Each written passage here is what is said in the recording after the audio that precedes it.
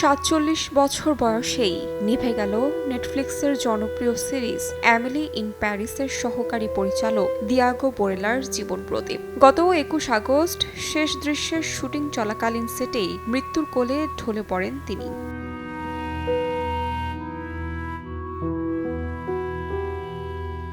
জানা গেছে, ইতালির হোটেল ড্যানিয়েলিতে সিরিজের ৫ম সিজনের শেষ দৃশ্যের প্রস্তুতি চলছিল।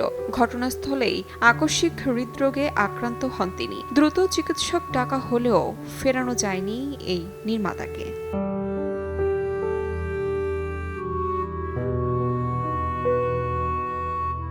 এরই মধ্যে এমিলি ইন প্যারিসের ৫ম সিজনের ফার্স্ট লুক প্রকাশ করেছে নেটফ্লিক্স।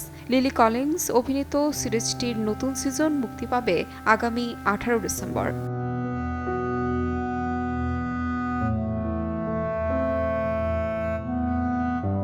তাহমিনা তন্নি, সময় সংবাদ।